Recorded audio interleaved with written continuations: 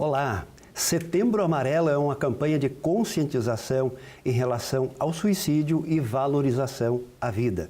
Então, esse é o tema do Ubra Conhecimento desta semana. Eu quero dar as boas-vindas ao nosso convidado. Apresento Manuel Hernani Garcia Júnior, que tem graduação em Medicina e pós-graduação em Psiquiatria. É presidente da Cruz Vermelha, filial Rio Grande do Sul, e membro do seu conselho diretor. É psiquiatra, docente da Ubra e pesquisa temas como dependência química, psicoterapia e psicofarmacologia. Seja bem-vindo, professor. Professor, é um prazer estar aqui. Então, antes de nós iniciarmos a nossa conversa, nós vamos para a matéria sobre o assunto.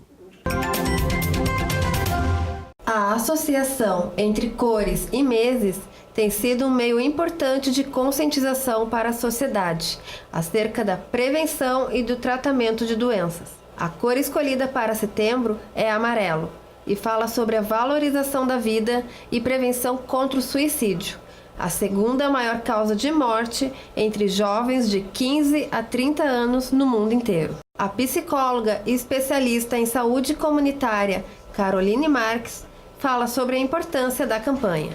Ele vem todo com a questão também de reforma, né, sanitária, com a reforma psiquiátrica e atualmente cada vez mais está sendo divulgado, porque realmente está se vendo a importância de se falar, né, sobre a questão do suicídio. Segundo a Organização Mundial da Saúde, a cada 40 segundos uma pessoa interrompe a própria vida.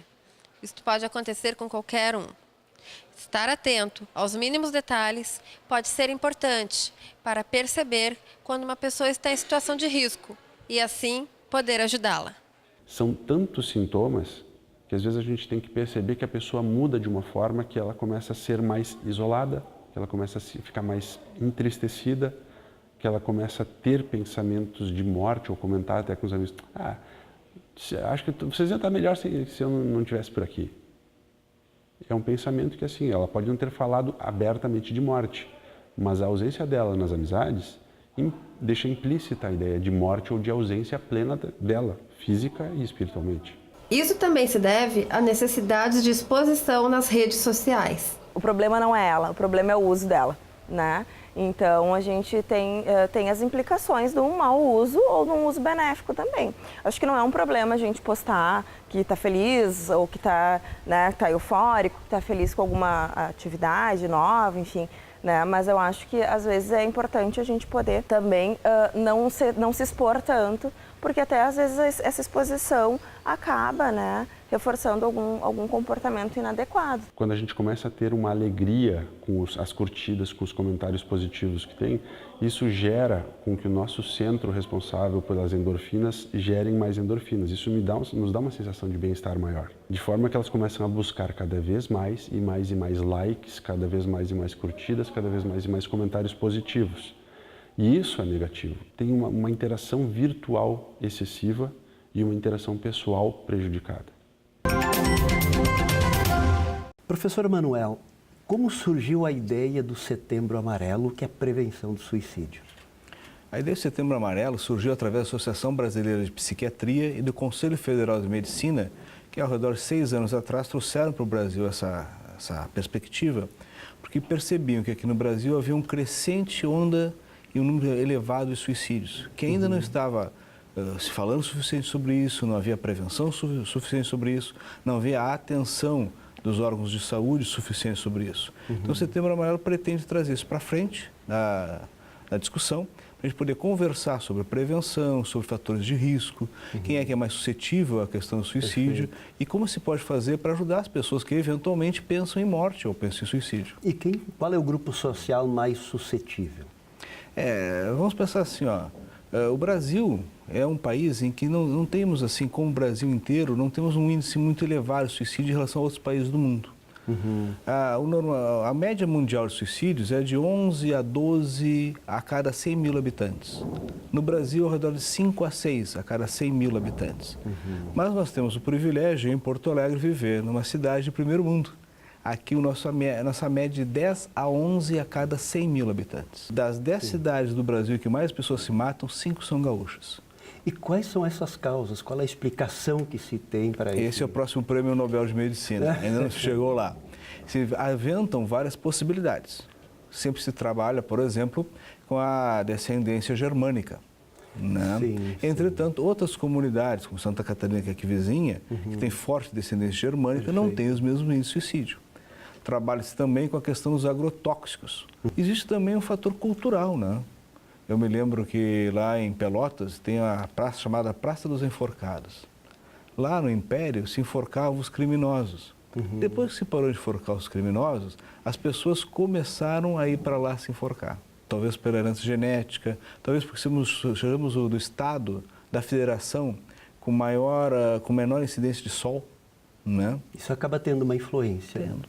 Porque um dos países que tem maior índice de suicídio é o nosso vizinho, o Uruguai. E então não se sabe bem a causa, mas se sabe que, infelizmente, Porto Alegre tem um índice elevado de suicídios e principalmente acometendo homens jovens.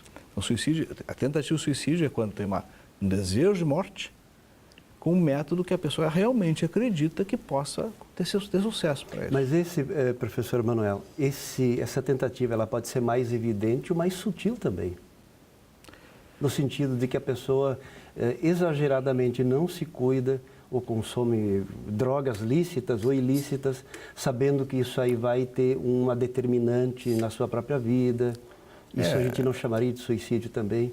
Professor, assim, a senhora sabe que a gente que vem da área acadêmica gosta muito do conceito bem definido, né? Sim, perfeito, claro. Então, o que se entende é que as pessoas podem tomar condutas de risco que as colocam sucessivamente em risco.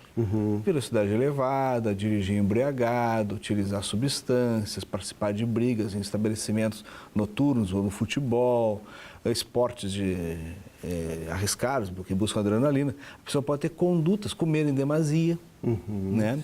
Praticar sexo sem preservativo adequado, certo? Então a pessoa pode ter condutas que o colocam em risco sistemático ou eventual. E o que de fato, claro, cada caso é um caso nesse aspecto, mas em termos gerais, o que leva as pessoas a buscar o suicídio? Cansaram de viver, frustrações, doenças, quem sabe? Sabe, professor, é difícil que tenha uma causa única, né? A gente tem que entender o encadear das situações que podem eventualmente levar a pessoa a acreditar que a própria morte possa ser melhor do que continuar enfrentando a situação, né? Uma coisa muito importante para as pessoas poderem sobreviver na vida é ter laços familiares e ter amizades. E as pessoas hoje muito pouco cultivam suas famílias e seus amigos. Religiosidade.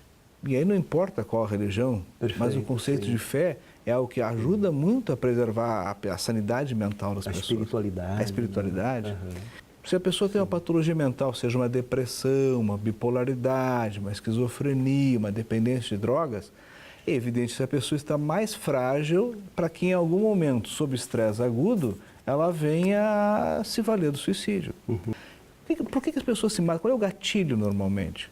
Uma desilusão amorosa, uma doença crônica, uma falência de negócios, uma traição, algo que a pessoa considere desonroso, vergonhoso para si mesmo. Se a gente for pensar em doença mental, a doença mental mais relacionada com suicídio é a depressão. A depressão. A segunda, uso de substâncias. E aqui a gente não faz a divisão que algumas vezes se faz entre substâncias legalizadas ou não legalizadas. Todas as substâncias elas só são consumidas porque elas dão algo. Algo é parcialmente aquilo que a pessoa procura, sei lá, prazer, ou alívio, ou descanso, e parcialmente aquilo que a pessoa não procura, que são efeitos colaterais daquilo que ela consome. E tem, nesse caso, uma agravante, né? É fácil de se encontrar alguma substância química que vai resolver o probleminha que eu tenho. Quer dizer, resolver entre aspas, né? Disponível, estimulada e começando a participar do sistema cultural de todos. Hoje, muitas pessoas que já estão quase não acreditam na possibilidade de alguém não consumir uma substância psicoativa. E quando é que as substâncias psicoativas entram? Assim, quando é que a depressão começa? Quando é que a bipolaridade começa? Quando é que a esquizofrenia começa? Quando a gente é muito jovem. Ainda tem poucas coisas para a gente se segurar. Algo que nos protege muito é a família. Os filhos nos protegem muito contra o ato suicida. Dá um senso de responsabilidade, né? Perfeito. E as coisas boas que a gente agregou na vida da gente. A gente desenvolver, a gente ter uma profissão, exercer uma vocação da gente, ter pontos de felicidade, pontos que são preservados, isso nos ajuda muito para contra a doença mental e contra o suicídio. Sim.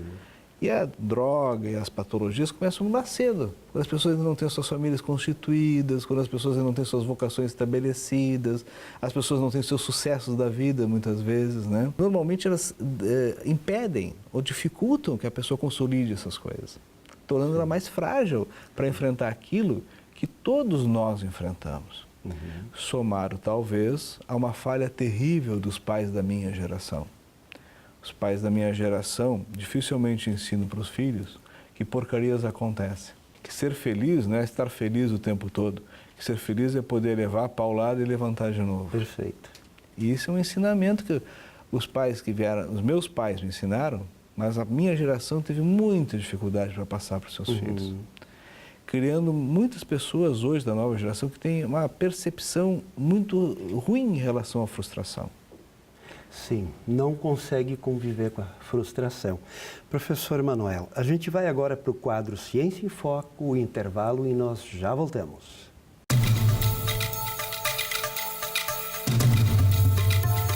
Olá, hoje eu vou falar sobre o Setembro Amarelo aqui no Ciência em Foco. Esse mês foi criado como um alerta para um importante fato que é o aumento de casos de suicídio, especialmente no Rio Grande do Sul, que é um dos estados em que os índices são alarmantes. O que é importante considerar?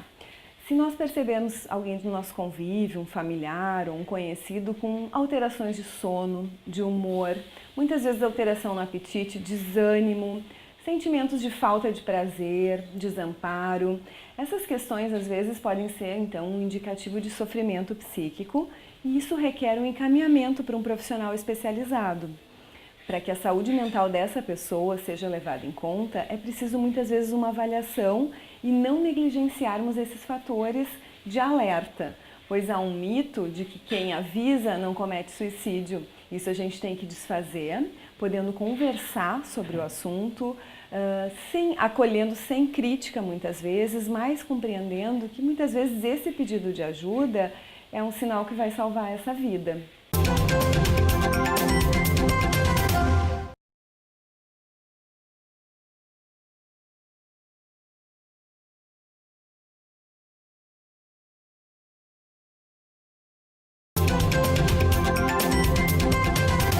Setembro Amarelo é o tema do Ubra Conhecimento dessa semana. E temos como convidado Manuel Garcia Júnior, que tem graduação em Medicina e é psiquiatra.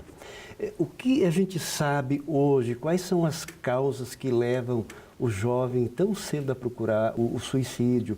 O senhor já comentou antes que falta de experiência, mas também, digamos, a pressão social, inclusive escolar, pode ser um dos fatores que desencadeiam. Professora, isso acho que varia muito de cada comunidade para cada comunidade, né? Nós estamos vendo agora, acompanhando nesse exato momento, no Chile, um incremento dos suicídios muito relacionado com a questão econômica, né? E a falta de perspectiva de emprego. Em outros países, como o Japão, se vê muito a questão do suicídio relacionada com o insucesso profissional. Então, aqui no nosso meio, acho que é uma mescla de situações. Para alguns jovens, talvez um insucesso profissional. Para muitos jovens, a incapacidade de se relacionar nos grupos sociais que eles acham que tem que se relacionar. Para outros, e talvez isso seja uma coisa muito importante para nós, a relação direta com depressão e com o uso de substâncias. Porque quando tu está deprimido, tu enxerga o mundo de uma forma muito peculiar. Perfeito. Tu perde aquilo que talvez seja o que mais nos segura nesse mundo, que é a esperança. E a perda da esperança, quando vem a desesperança, é muito fácil a pessoa cometer o ato suicídio. Sim. E quando a gente está sob uso da substância, nós perdemos muito da capacidade de autocontrole. Então, pensamentos que eventualmente podem acometer qualquer pessoa, de tristeza, mal-estar. Quantas vezes se ouve alguém dizendo, assim era melhor até nem estar mais vivo, né? Um pensamento que é passageiro e que não necessariamente é doença e não necessariamente vai levar a uma situação suicida. Uma pessoa que está intoxicada, com a menor capacidade de sua função cerebral, eventualmente pode levar a um ato suicida. Fora, claro, que a maioria das substâncias tem efeitos colaterais de depressão, de ansiedade, né? Eu estava lendo um artigo esses dias que dizia assim que muitas vezes nas mídias sociais o ponto é felicidade. Todo mundo é feliz na mídia social. E brincando, a gente poderia dizer assim, quando eu quero me deprimir, eu olho as mídias sociais e eu percebo como eu estou mal, né? Porque, na verdade, é uma falsa realidade.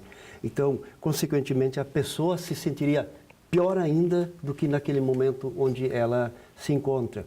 E aí entra aquilo que o senhor comentou antes, se não tiver uma experiência de vida, se não tiver valores nos quais a pessoa possa se agarrar, tanto o jovem quanto a qualquer outra pessoa, esse passo para pensar que a minha vida está uma coisa horrível é muito mais próximo e não sentir mais esperança, né? Professor, acho que sim, algumas coisas a gente não tem como brigar contra, né? As mídias sociais vieram e vão ficar e vão ser cada vez mais ampliadas. Perfeito.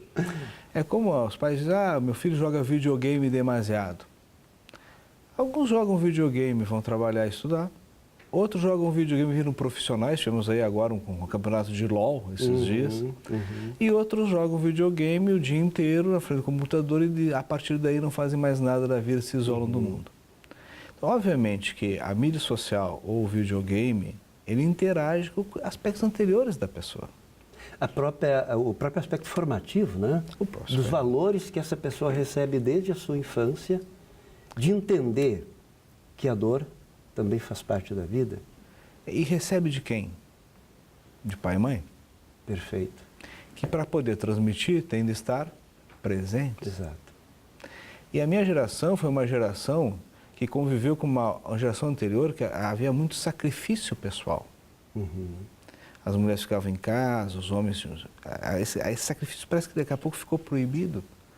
Os pais da minha geração têm que ir para a academia, fazer happy hour, se encontrar com os amigos, jogar tênis e, quem sabe, no domingo, entre 17 e 18 horas, ficar um pouquinho com os filhos. Sim, sim. Na verdade, filho precisa de pai e de mãe, né? Sim, a gente fala no mundo mais da educação, de terceirização da educação, quase isso, né?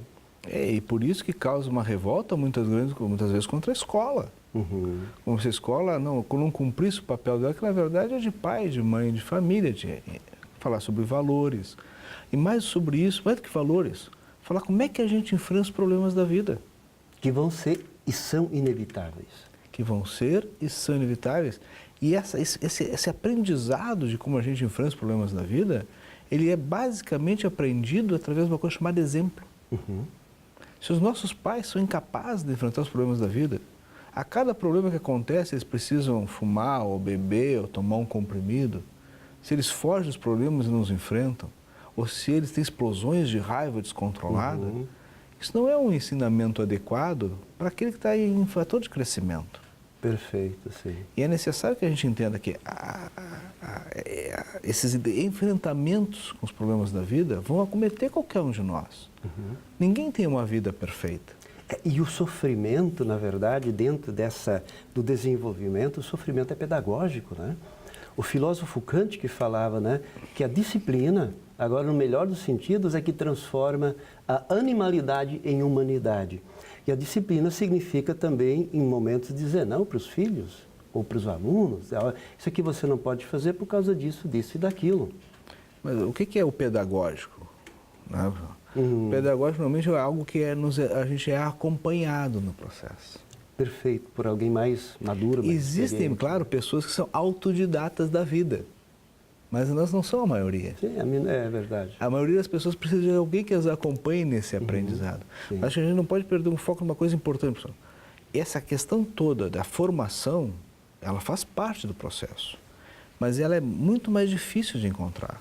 Ela é necessária toda uma mudança cultural e de conscientização da figura do pai, da importância da relação.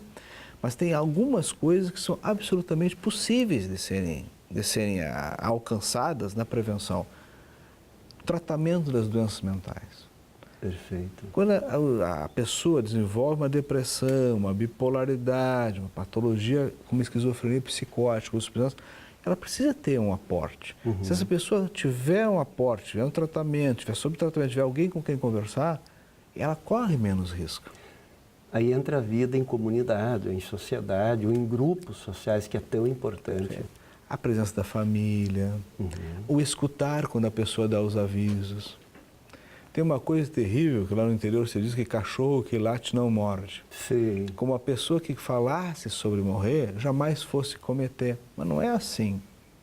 A maioria das pessoas que cometem suicídio tentaram outras vezes de forma pouco eficaz. E elas vão aprendendo como fazer. Porque ninguém estudou um livro lá de medicina para saber quantos comprimidos precisa tomar para ser eficaz no seu ato de morte. Então as pessoas tentam. E algumas vezes não conseguem, muitas vezes não conseguem. Mas na próxima vez elas já adquiriram uma experiência de como fazer. Então pessoas que falam sobre morte, pessoas que ameaçam suicídio, pessoas que já tentaram suicídio, elas têm uma chance maior de vir a cometer o ato. São sinais que essa pessoa está dando para o seu contexto. Olha, eu estou cansado. Só que como nós temos hoje dificuldade de conversar, inclusive entre familiares, esses sinais não são percebidos. E com isso a pessoa se sente cada vez mais abandonada. Mas além disso tem um problema grave, né? A depressão, por exemplo, é uma doença que a gente não enxerga. Então é fácil as pessoas dizerem, muitas vezes eu escuto, eu mesmo, os pacientes me dizem, quando eu tive depressão, eu descobri que existia depressão, porque eu antes acreditava que era falta de vontade, era sem vergonhice, que se fizesse um esforço ele conseguiria fazer aquilo. Olha só. Então muitas vezes a gente ouve isso, pessoas muito deprimidas ainda convivem com aquela coisa, não, mas se tu tentar, tu consegue. Se tu te esforçar, tu consegue. Que na verdade é uma incapacidade das pessoas reconhecerem o sofrimento daquele indivíduo e perceberem que ela está fazendo o que é melhor que ela pode fazer. Então, né, é necessário que a gente possa escutar as pessoas, mas escutar no sentido assim de poder escutar e aceitar, mesmo que aquilo soe estranho ou diferente para nós. Perfeito. Perfeito. E sempre é importante a busca de alguém que seja um profissional relacionado, um psicólogo, um psiquiatra, um médico. O psicólogo e o psiquiatra são normalmente os profissionais que mais são procurados, são os que mais podem ajudar no momento. Mas qualquer pessoa da área da saúde vai dar um bom encaminhamento, uma boa sugestão para isso. Porque temos que entender que mesmo que a situação comece com algo filosófico, mesmo que a situação comece com algo comportamental, mesmo que tenha uma indolência da pessoa lá no início, quando chega na ideia da morte concretizada, com um plano, e vou me matar, eu tenho um plano para fazer isso já entrou na seara da patologia. Ultrapassou de fase. Perfeito. E ali precisa então do profissional específico. E essa situação nós encontramos bastante nos grupos de terceira idade, ou nas pessoas idosas, principalmente aquelas que vivem isoladas. Cada vez mais, os jovens e os idosos são aqueles que são mais suscetíveis à questão do suicídio. O idoso muitas vezes visita pouco a família, é pouco visitado, tem dificuldade de locomoção, participa pouco de grupos sociais, mesmo os grupos sociais da idade dele, se exercita de forma inadequada, se alimenta de forma inadequada. É frequente idoso comer monocomida, faz um feijão na segunda, que reaquece na segunda de noite, na terça, na quarta, e vai comendo aquele feijão refervido até acabar. Então isso causa desvitaminoses, causa fragilidades, causa anemias que aumentam a sensação de cansaço, de desesperança, de incapacidade de poder reagir frente às coisas da vida. Então é como sempre, as pessoas quando têm suas famílias perto, seus amigos perto, têm uma religiosidade, uma fé, têm pontos para se agarrar, essas pessoas são mais felizes e elas conseguem viver melhor. Aqui nós temos uma cultura em que o idoso está pouco inserido nas famílias. O vô é pouco participativo no crescimento dos netos. Perfeito. O idoso é pouco participativo na educação dentro da escola. Em outras comunidades, o idoso é muito mais participativo. Muito mais valorizado. Muito mais presente, muito mais valorizado. Uma coisa importante para o idoso, por exemplo. Já vê como o idoso algumas vezes conta e reconta a mesma história? E a família algumas vezes diz, pai, não fala mais isso, já falou outra vez. Pai, para, já falou 3, 4 vezes. Isso é um crime. A reminiscência, o falar e refalar, permite que o idoso reorganize suas memórias, cultive dentro dele as coisas boas, reavive as boas experiências, as boas lembranças e se mantenha saudável.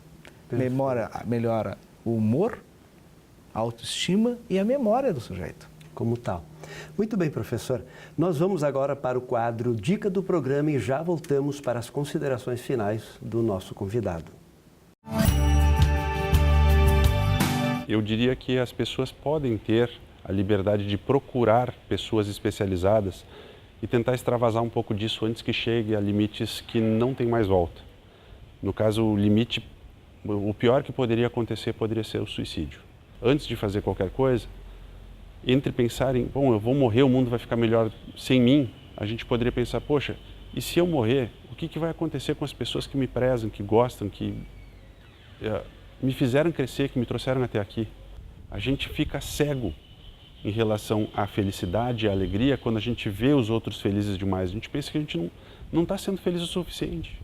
Às vezes a gente está percebendo que outras pessoas ao nosso redor conseguem ser felizes e a gente não consegue ser. Poxa, a gente valoriza o outro que tirou uma foto maravilhosa com todos os filtros de fotografia possíveis, postou na internet, todo mundo curtiu, adorou, maravilhoso, cheio de comentários. O detalhe não é esse. O detalhe é que eu posso ser feliz também, eu posso tirar uma foto dessas.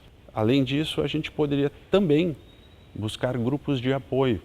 A gente poderia, assim como as pessoas que usam drogas, as pessoas que desperdiçam tempo com drogas, com bebida, com algumas outras coisas, tem os alcoólicos anônimos, os narcóticos anônimos, que tem toda uma estrutura e toda uma orientação voltada para que a pessoa consiga se recuperar. A depressão, a pessoa se recupera. A gente consegue ver pessoas que passaram meses chorando, de um dia para o outro começarem a rir, mas a batalha delas durante todos esses meses que ela passou chorando, a gente não consegue perceber. Então a gente tem que dar uma chance para conseguir se recuperar.